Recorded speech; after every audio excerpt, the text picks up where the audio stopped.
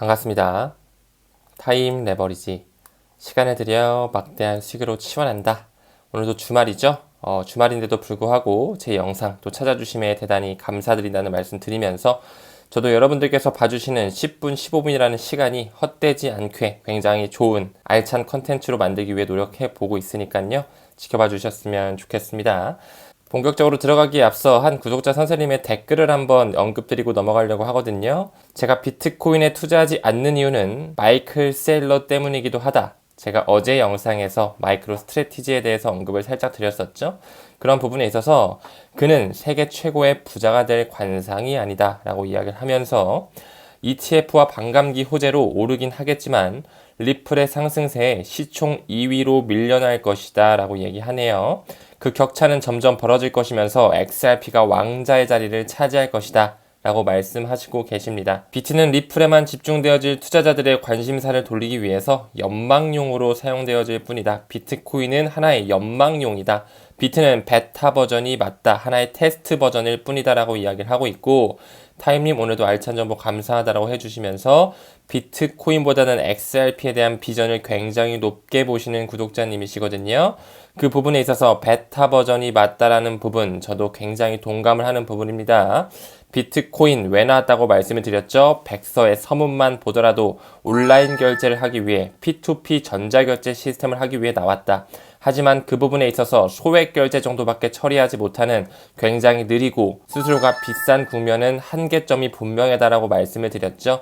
그 부분에 있어서 세력들과 함께 나온 회사가 바로 리플랩스이며 XRP 토큰으로서 CBDC 2.0의 망을 구현해 나갈 것이다 라고 말씀을 드렸습니다. 그 부분에 있어서 XRP가 브릿징 통화로서 소량이지만 0.00001 XRP씩 소각되면서 계속적으로 디플레이션 토큰화 구조를 취하는 부분에 있어서 가치는 상승할 수밖에 없다라고 말씀을 드렸죠.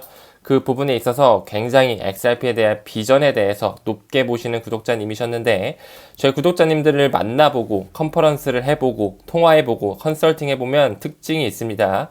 리플밖에 모른다는 것. 어떻게 보면 또 굉장히 리스키한 부분이기도 하지만 정말 리플에 대해 공부를 하여서 확신이 있으신 분들이라면 저는 어쩌면 굉장히 큰 부자의 반열로 올라갈 수 있는 포텐이 있는 투자자라고 말씀을 드리고 싶어요. 그 부분의 일환으로 제가 여러 가지를 말씀드렸어요. 그쵸? 그 중에서도 가장 큰 가닥은 역시나 금융의 망을 블록체인 망으로 바꾸면서 그 중심에는 리플 네트워크가 들어갔다라고 말씀을 드렸어요. 이미 그 부분에 있어서는 여러 가지 공식 문서라든지 BIS나 IMF 같은 그런 국제기구의 논문에 우리가 확신을 가질 수 있는 에비던스 자료가 굉장히 많고 세력들의 유착 관계를 미루어 보았을 때 이미 미래는 결정이 되어져 있다라고 말씀을 드렸죠. 그뿐만 아니라 CBDC 플랫폼, 스마트 컨트랙, XRP 레저 생태계 안에 있는 리퀴디티 허브라든지 결제 시스템을 하나로 통합하는 인터 레저 프로토콜 역시나 굉장히 큰 디지털 세상을 구현할 것이며 NFT 또한 굉장히 큰 산업을 XRP 레저상으로 가져올 것이고 스테이블 코인까지 만들 수 있다는 부분에 암호화폐계의 끝판왕이라고 말씀을 드렸습니다. 그렇기 때문에 지금 현재는 비트코인 가격이 4천만원, 5천만원까지 오르면서 많은 대중들에게 인지도는 있지만 시간이 지나면 지날수록 2025년이 된다면 굉장히 큰 파급 효과가 들어올 것이다. 리플 이펙트가 올 것이다 라는 부분에 있어서 저는 잠재력 부분에서 비트코인보다 XRP가 더 우위에 있다라고 말씀을 드리고 싶습니다. 그렇기 때문에 여러분들도 두 가지의 공부, 어제 언급드렸던 현실적인 공부와 정신적인 공부를 동시에 수반하셔서 성공 투자로 갈 수 있는 투자자의 길을 걸으시길 바라겠습니다. 그럼 지금부터 본격적으로 영상 시작해 볼게요. 리플을 구글에 치게 되면 이렇게 나오면서 역사, 개요 등등등 나오는데 리플을 실질적으로 시작하는 것은 2004년부터 시작이 돼요. 라이언 푸거라는 사람의 리플페이로서 시작이 되죠. 그래서 시간이 지날수록 라이언 푸거가 2012년에 물러나고 그때부터 크리스 라슨과 제드 맥켈럽이 들어오면서 리플의 역사가 본격적으로 시작이 되는데 여기서 그래서 나오는 거죠. 원 저자를 보게 되면 아서 브리또 그리고 지금의 리플의 CTO죠. 데이비드 슈워츠 그리고 라이언 푸거 이렇게 3명이 나옵니다. 그 부분에 있어서 아서 브리또에 조금만 더 초점을 맞춰볼까요? 아서 브리또가 어떤 얘기를 하냐? 전 리플의 공동 창립자 아서 브리또가 XRP $10,000의 글로벌 확장성을 가지고 있다라고 이야기를 하는데 이 부분에 있어서 왜 그렇게 생각하냐? 아서브리또는 이미 XRP가 CBDC의 세상, 그 스위프트 2.0 세상에서 브릿지 통화로서 쓰일 것을 알고 있습니다. 75명 명의 전 세계 인구를 수용할 수 있어야 된다. 즉 다시 말해 미래 스위프트망에 디지털 세상, CBDC 2.0 세상, 리플 네트워크가 들어간 ISO 2002 모두 공존하는 2025년 11월 이후에는 전 세계 인구를 수용할 수가 있어야 되기 때문에 $10,000라는 엄청난 가격에 도달할 수밖에 없다라고 이야기하죠. 아서브리또의 선언문은 XRP와 관련된 대담한 목표와 시장 열망을 강조한다는 부분에 있어서 이러한 가격대는 시장에서 가장 가치 있는 암호화폐가 될 것이다 말을 하고 있는데 그 부분에 있어서 왜 과연 아서브리또라든지 데이비드 슈워츠 같은 그런 기술진들이 과거부터 XRP를 100만 분의 1로 쪼개지는 드랍 방식으로 설계를 했는지에 대해서 생각해 본다면, 그리고 모든 세력들이 붙어있는 리플의 역사를 본다면 저는 음모론적으로만 볼 필요는 없다라고 생각을 합니다. 다음 기사 보게 되면 조지아주 9개 회사 중 국가 디지털 통화로 리플을 선택하고 있다는 부분, 슬슬 XRP에 대한 미래가 점쳐지는 그런 기사들과 이슈들이 나오고 있는데요. 기사를 좀 더 살펴보게 되면 이미 과거부터 리플사가 제공하는 CBDC 플랫폼 굉장히 여러 국가에서 선택이 되어져 왔죠. 최고 금융기관들은 CBDC 개발에 있어서 리플의 기술력과 전문성을 계속해서 인정해 왔다. 그렇기 때문에 최초의 이니셔티브 상까지 수상하게 되었죠.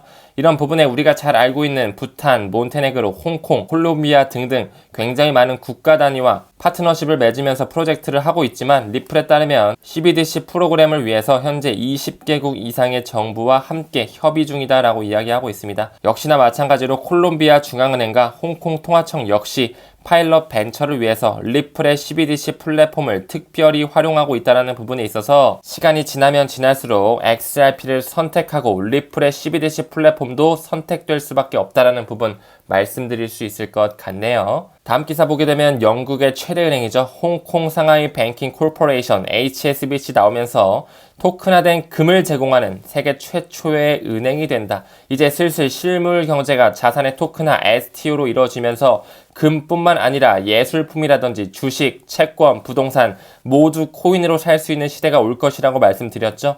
그 부분의 일환으로 역시나 마찬가지로 XRP 레저상에 있는 리퀴디티 허브, 유동성 허브가 들어가면서 모든 재화가 코인으로 살 수 있는 시대가 열린다라고 말씀을 드렸는데 이 부분에서 역시나 HSBC는 홍콩과 굉장히 연류가 되어 있으면서 최근에 디스트리뷰트 레저 테크놀로지 부분에 리플사를 언급하면서 HSBC와 리플은 굉장히 친화적인 걸 말씀을 드렸었죠. 그 부분의 일환으로 카드사의 끝판왕이죠. 비자사도 중국의 항생은행과 HSBC와 함께 디지털 홍콩 달러 파일럿 연구를 하고 있다는 부분에 있어서 역시나 리플과 함께 가는 모습 말씀드릴 수 있었고, 더 나아가서 중국의 엔트그룹 역시 HSBC와 손 잡으면서 토큰화 예금 결제 테스트를 완료했다는 부분에 있어서 모두 리플과 연관된 회사들이 자산의 토큰화뿐만 아니라 토큰을 통한 결제 서비스 역시 함께 나아가고 있다는 부분, 여기서 엔트그룹에 조금 더 초점 맞춰볼까요? 엔트그룹 같은 경우는 과거 엔트파이낸셜이라고도 불러왔죠.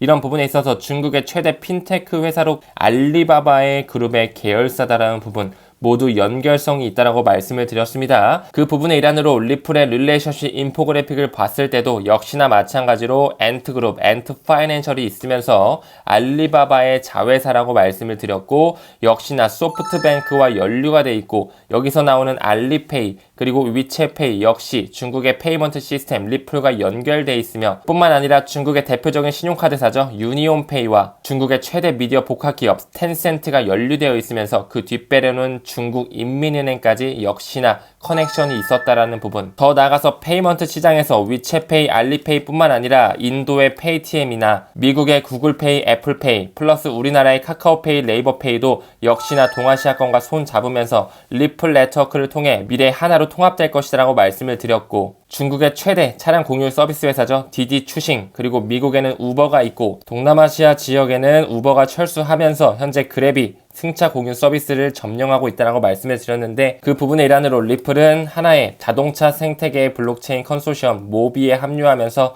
역시나 마찬가지로 리플사가 들어가지 않은 곳이 없다라고 말씀을 드렸습니다. 여기 나와 있는 것처럼 리플은 법정화폐뿐만 아니라 암호화폐 그리고 고객의 마일리지 같은 그런 가치 단위를 나타내는 토큰을 지원한다. 가치의 이동을 한다라고 말씀을 드렸죠.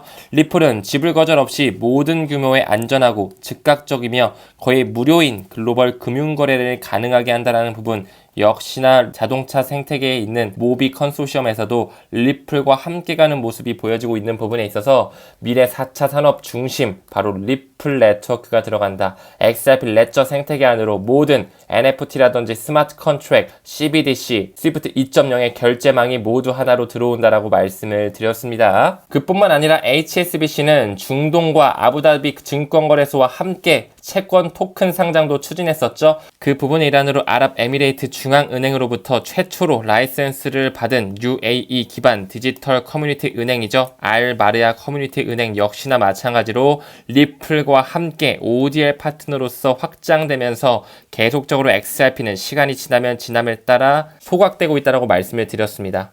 중동국가 얘기 나왔으니까 QNB 그룹도 가볼까요? 카타르 국립은행이라고 말씀을 드렸고 카타르 국립은행의 공식 홈페이지에 들어가게 되면 QNB 역시나 마찬가지로 리플 네트워크를 심장에 받고 있다. 여기는 QNB의 공식 홈페이지고요. 제가 기사보다는 이런 공식 사이트에서 보여드리는 게 더 신빙성이 있을 것 같아서 가지고 왔습니다. 좀 더 나아가서 역시 리플과 파트너십을 과거부터 2021년부터 맺으면서 국경 간 결제를 강화한다라는 부분 이미 미래 CBDC에서 국경 간 결제는 리플 네트워크가 박혀 있다라고 말씀을 드렸습니다. 그렇기 때문에 아서브리또와 같은 리플의 원 저자들이 XRP 가격을 $10,000까지 볼 수 있다라고 괜히 말하는 것이 아니다. 라고 검증이 되는 하나의 에비던스 자료인 것 같아요. 시간이 지나면 지날수록 XRP는 계속 확장되고 있죠. XRP는 이제 72개국에서 사용되면서 GDP 총 8조 달러가 넘는 그런 나라들까지 점령했다라고 나오고 있거든요. 그 부분의 일환으로 최근에 리플은 두바이 국제금융센터 DIFC의 승인을 받았죠. 그러면서 조금씩 더 확장을 하고 있죠. 맥락상 중동, 아프리카, 남아시아를 내포하고 있는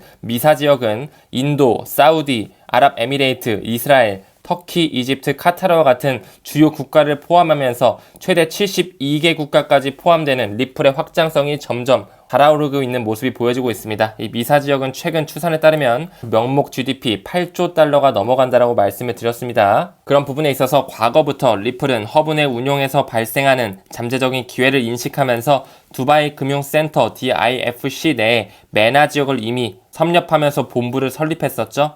그 부분의 일환으로 이제 미사 지역까지 퍼져지면서 규제 명확성을 확보하고 있는 부분. 그렇기 때문에 시간이 지나면 지날수록 XRP 확장성은 우리가 상상할 수 없는 파급 효과를 가져올 것이며 가격 역시 천문학적으로 오를 수밖에 없다라고 반증되는 그런 하나의 지표입니다. 발키리의 최고 책임자가 비트코인 현물 ETF 이달 말에 승인될 수도 있다는 그런 가능성을 열고 있는데 우린 이런 부분에 있어서 낙관적인 그런 투자 마인드만 가져가고 이번 연말까지 한번 천천히 기다려봤으면 좋겠습니다. 굉장히 기대가 되는 11월이 될 것 같은데 어떤 강세 모멘텀이 나오면서 리플의 스웰 행사에도 어떤 고위급 인사들이 오면서 리플의 가격 모멘텀이 어떻게 변화하는지 우리는 한 발자국 뒤에서 여유 있는 마음으로 2025년까지 XRP 들고 가면서 타임 레버리지 하시길 바라겠습니다.